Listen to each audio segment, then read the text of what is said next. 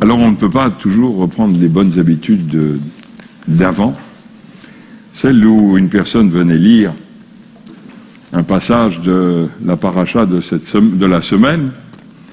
J'espère que bientôt nous le pourrons. Comme ça, je n'aurai pas besoin de vous dire, ben vous comprenez, je vais vous raconter un peu ce qui se passe. Donc la paracha de cette semaine s'appelle Shlach Lecha. Tu enverras, donc Moïse a envoyé 12 explorateurs en Canaan pour avoir un rapport sur la faisabilité, on dirait aujourd'hui, de l'entrée en Canaan. Et 10 ont dit le pays est superbe, mais alors les habitants sont des gens immenses, et nous étions des sauterelles à leurs yeux, et donc ils ont emporté la majorité, et 2, Josué et Caleb, ont dit, si nous le voulons, nous pouvons. Mais la majorité s'est élevée contre Moïse et Aaron et contre Dieu, et Dieu a voulu détruire le peuple, mais Moïse s'est interposé, et Josué et Caleb ont dit, le pays est beau. Et ils ont utilisé un certain vocable, et vous allez me dire à quoi cela vous fait penser. Verset 8 du chapitre 14. Si Dieu a du désir de nous, il nous fera venir vers ce pays et il nous le donnera, une terre où coule lait et miel. Si Dieu a le désir de nous, ça vous fait penser à quoi? À un écrivain français du XVIIIe siècle, dont la première lettre est un V. Vous ne connaissez pas un écrivain français avec un V? Comment? Voltaire. Il a dit Dieu a créé l'homme à son image et l'homme lui a bien rendu. N'est-ce pas? Il était un peu antisémite sur les bords, c'est vrai. Mais enfin, si Dieu a du désir de nous, c'est quand même extraordinaire. Voilà que Josué et Caleb projettent en quelque sorte sur Dieu des sentiments tout à fait humains. Ou du moins, quand on lit le texte ainsi.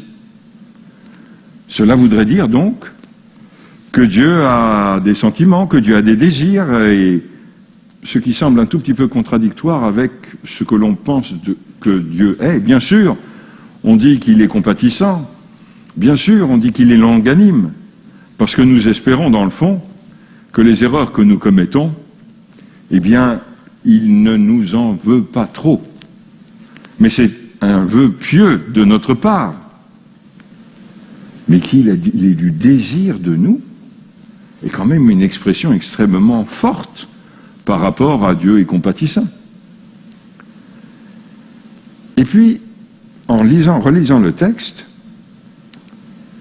je me suis dit que on peut, si on oublie les voyelles qui sont dans le texte tel qu'il est, Im chafetz banu Adonai, si il nous désire, il désire nous, Dieu, eh bien je vais le changer un tout petit peu. Parce que dans le fond, il y a une inversion. S'il a du désir de nous, Dieu, c'est quand même curieux que le sujet soit après le complément d'objet direct. Donc je remets le complément d'objet direct. Non, je le laisse là où il est. Et au lieu d'un verbe, j'en fais un substantif. Parce que si Dieu a du désir, c'est im chafetz, et je vais dire im chefetz, banu, si il y a du désir banu en nous, de Dieu. Et là, ça change complètement la phrase. Ça change totalement son sens. Je vous relis le texte, le verset, avec cette inversion. Si il y a du désir en nous de Dieu, il nous fera venir vers ce pays et il nous le donnera, une terre qui coule de lait et de miel. Mais alors qu'est-ce que cela veut dire, avoir du désir de Dieu en nous? Ou avoir du désir en nous de Dieu? Léo Beck disait, rechercher Dieu, c'est lutter pour le bien, l'avoir trouvé, c'est faire le bien.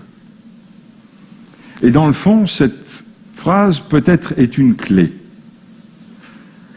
Qu'est-ce que cela veut dire, avoir le désir en nous de Dieu? Eh bien, pour toute la tradition juive, cela veut dire essayer d'imiter ce qu'il fait. Et on trouve dans le Talmud une phrase qui nous dit, si vous voulez imiter Dieu, eh bien, il faut accomplir certains actes. Il a vêtu Adam et Ève après qu'ils aient mangé le fruit de l'arbre de la connaissance du bien et du mal. Eh bien, s'il y a des gens nécessiteux, il faut les habiller. Il a donné de la nourriture à toute l'humanité, et au-delà même, à tout ce qui vit sur la terre. Eh bien, si des gens sont dans le besoin, il faut leur procurer de la nourriture. Et puis, il a accompagné Moïse au mont Nebo, et c'est lui qui l'a enterré, dit la tradition. Eh bien, lorsqu'il y a des gens qui sont dans la peine, on les accompagne et on essaye de les soutenir. Ce sont quelques actions simples que le Talmud, dans le Talmud Sota, nous dit. Ce n'est pas une chose compliquée. Et ce qui est intéressant, c'est que dans ce passage du Talmud, il n'est pas question de venir à la synagogue, de prier toute la journée, d'étudier toute la journée. Il est question d'actes entre soi et l'autre. C'est-à-dire là, il faut établir, il faut construire une relation avec l'autre qui est une relation d'empathie, de prise en charge. On dirait aujourd'hui, parce que c'est un mot qui devient à la mode, de care, de prendre en charge ce que l'autre est et ce dont l'autre a besoin.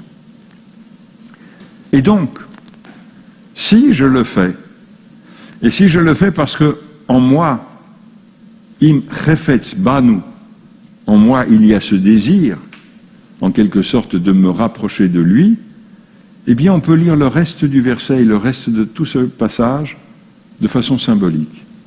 Alors il me fera entrer dans un pays où coule le lait et le miel. Est-ce que certains d'entre vous, lorsqu'ils ont mal à la gorge ou pas, ont bu du lait avec du miel? C'est un délice, c'est onctueux, et puis c'est reconstituant. En plus, si on met un jaune d'œuf dedans, alors je ne vous dis pas. Et en fait, le lait, c'est symbolique bien entendu, c'est ce que l'on boit dans les premiers jours de notre vie. Ça assure notre passage de l'intérieur de notre mère à l'extérieur dans le monde. Et le miel, c'est pas le miel de l'abeille, hein. Le miel de la tradition de la Torah, c'est le miel de date. Et la date est un aliment extrêmement reconstituant. Donc le lait et le miel, c'est en quelque sorte ce que l'on peut avoir de façon condensée de plus reconstituant. Alors, si je reprends ce texte, et je reprends ce verset, et je dis, ce verset, on doit le comprendre différemment. On doit le lire, si le désir en moi est de me rapprocher de Dieu, eh bien, en agissant comme le Talmud nous le dit, c'est-à-dire en prenant en charge les autres, non seulement soi, mais les autres, alors, je rentrerai dans le pays qu'il m'a promis, et qui est un pays dans lequel coule le lait et le miel, c'est-à-dire un pays, une situation, évidemment pas du tout géographique, mais humaine et intellectuelle et morale, une situation dans laquelle il y a la plénitude. Donc dans le fond, j'ai commencé avec Voltaire, mais je finirai avec Léo Beck.